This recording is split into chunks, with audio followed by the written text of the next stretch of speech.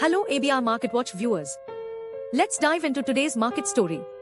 The tech sector led the slide in India, with IT companies grappling with weak earnings and investor caution over global trade tensions.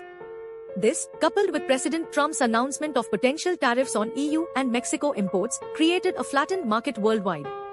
Despite these setbacks, 8 out of 13 sectors managed to rise, led by healthcare and real estate stocks, while the mid-caps and small-caps also saw gains.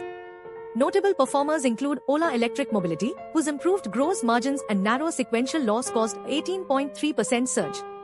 The Indian markets closed lower for the fourth day in a row, with the Sensex falling 0.3%, closing at 82,280.19, and the Nifty 50 dropping 0.2% to 25,088.95.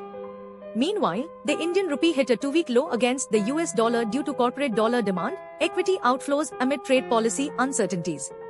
Government bonds remain steady as traders await local and US inflation data. The benchmark 10-year bond yield rose nearly to BPS to 6.3163%, reflecting elevated US Treasury yields and a decline in local retail inflation.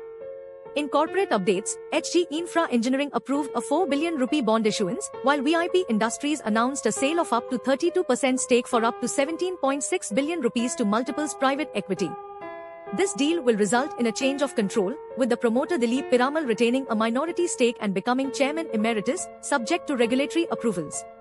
Today, the BSE Sensex and NSE Nifty are down 0.3% and 0.27% respectively, mirroring global market trends.